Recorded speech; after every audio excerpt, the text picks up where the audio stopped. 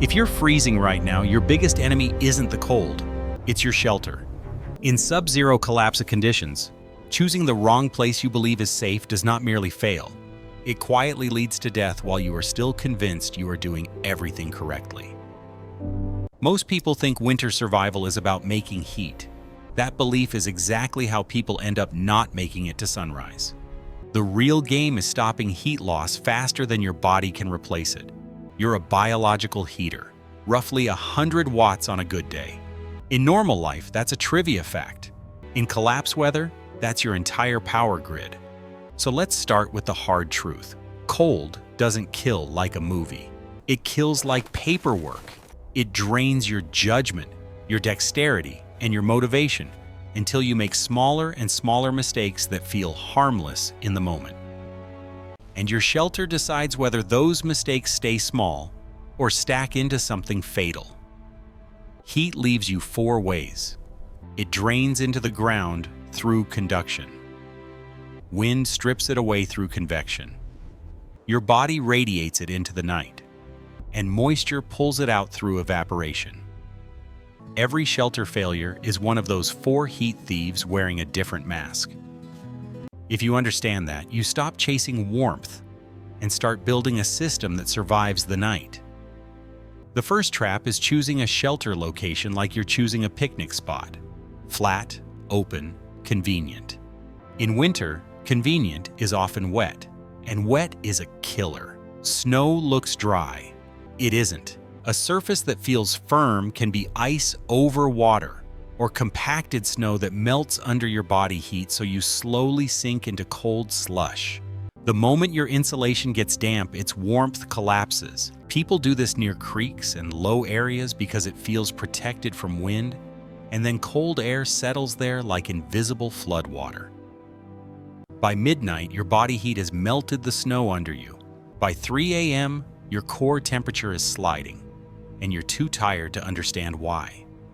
Dry ground isn't optional. High and dry is the rule.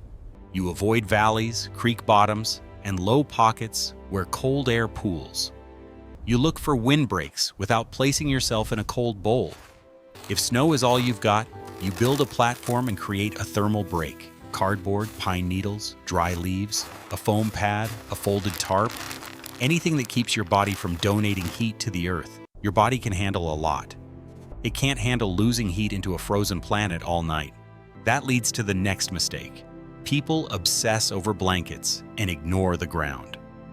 The ground is the biggest cold object you will ever lie on, and conduction doesn't care how tough you are. This is why some people with good sleeping bags still wake up shaking and confused. They built warmth above them and left a wide open exit below them. The fix is not glamorous. It's thickness, not softness. You build a thermal sandwich under you, a waterproof barrier beneath, then serious insulation in the middle, then your sleeping layer on top. Cardboard is excellent because it traps air. Leaves and pine needles work because they create loft. Foam pads are gold. Even spare clothing helps if it stays dry. What matters is that your insulation isn't crushed flat, and your body isn't pressed against something that can steal heat faster than you can produce it. Then comes the mistake that feels like prepping, but is actually pride. Building a shelter that's too big. People create space because space feels safe, but your body isn't a furnace. It's a candle in a warehouse. A large shelter dilutes your heat so you never warm the air around you. You shiver all night, burn calories, and wake up weaker, if you wake up at all. The shelters that work in brutal cold aren't impressive. They're small. A shelter should be just large enough to sit up, turn over, and breathe safely. Tight spaces warm faster, reduce convection, and make your 100-watt heater matter. If you can create an inner micro room inside a larger space, a blanket divider, an inner tarp, even a curtain, you've just made your body's job easier without burning a single extra calorie. But even a perfectly sized shelter can betray you if you fall into the next trap, blocking wind while trapping moisture. Cold air is dangerous. Wet air is worse. If you seal yourself into a shelter without ventilation, your breath becomes humidity. That humidity condenses in your clothing and bedding, then freezes, and your insulation turns into a heavy, cold sponge. The worst part is how it feels at first. It feels like you finally sealed the warmth in. Then, hours later, everything goes clammy, then cold, then useless. You don't need a drafty shelter. You need a controlled shelter. Windproof is good. Airtight is a mistake. You want a small vent near the top so moisture can escape. You want your face area clear so you're not breathing directly into your insulation. You want the kind of airflow that prevents your shelter from turning into a wet refrigerator without letting wind steal everything you have. This is where clothing becomes part of the shelter system, and the most common failure is simple: cotton. Cotton feels safe because it's normal. It's what people sleep in at home. In sub-zero conditions, cotton is a trap. Cotton holds water. Water steals heat through evaporation. Wet cotton becomes a refrigerated towel wrapped around your body, and in a collapse, you don't get to warm up later. Later might not come. A functional cold weather layering system is boring and effective. A synthetic or wool-based layer moves moisture away from your skin. An insulation layer traps air. A shell blocks wind and slows convection.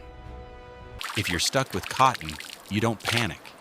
You manage moisture like it's a threat, because it is. You keep it as dry as possible and prioritize a windproof outer layer to slow heat loss. But you don't pretend cotton is fine. In sub-zero weather, fine is how people get comfortable right before they get stupid. And speaking of getting stupid, here's a mistake that kills motivated people: sweating inside your shelter plan. They're cold, so they work hard. Dig, haul, build fast. They sweat. They feel warm. They think they solved the problem. Then they stop moving, and the sweat becomes liquid heat loss.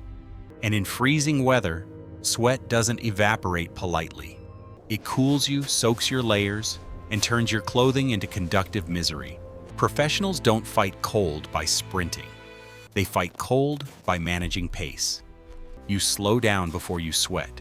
You vent layers while working. You finish heavy work and immediately stabilize. Dry your base layer if possible, swap to dry clothing if you have it, and protect your insulation from moisture.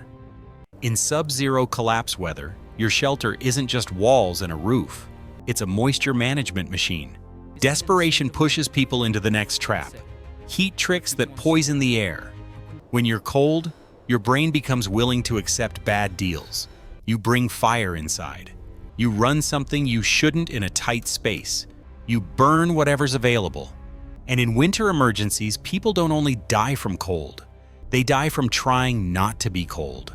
You make decisions with clear rules. If it produces fumes, it needs ventilation. You prioritize heat that warms you safely rather than warming the room. Hot water in a bottle wrapped in a sock near your core. Heated stones wrapped in cloth. Only dry stones, not water-soaked rocks. Chemical warmers if you have them. The point is survival, not comfort. Comfort is what makes people greedy and careless when the margin is thin. Now for the trap that feels smartest, and it's why it kills people who think they're prepared. The car. A car can be a shelter. It can also become a coffin if you treat it like a guaranteed safety zone. Cars block wind, yes, but they also trap moisture, and their glass radiates heat away like a cold mirror.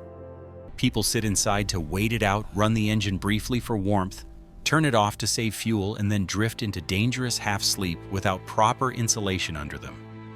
They stop adapting because the car feels like home. In a collapsed winter, home rules don't apply. If a car is your shelter, you treat it like a metal tent. You insulate the seat and the floor. Blankets, coats, cardboard, anything that creates a thermal break.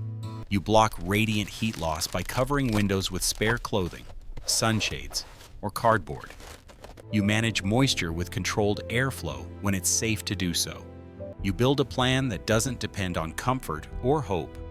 And that brings us to the final danger, the one that kills experienced people, not beginners. Because it doesn't look like a mistake. It looks like rest. The real killer is going to sleep without a plan for the 3 a.m. decision.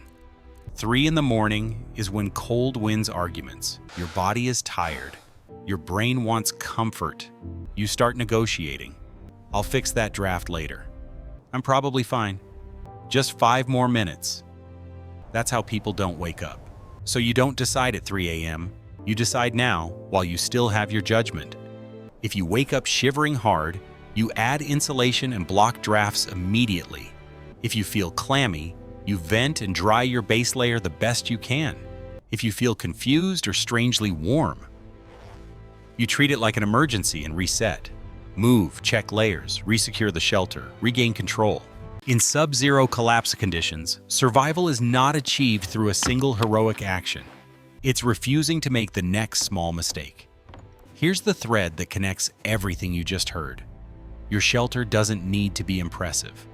It needs to be dry, small, insulated from the ground, wind-controlled, moisture-managed, and safe to breathe in. That's it. That's the system. That's how you beat the cold, without pretending you're tougher than physics. If you want more of this kind of practical, calm, action-first survival thinking, subscribe to Apocalypse Survival Manual. The point isn't fear. The point is control. And if you want to test yourself, tell me what your winter shelter plan is. Car, tent, apartment, basement, outdoors, and I'll tell you the one weakness most people miss in that exact setup. Stay warm, stay boring, make it to morning.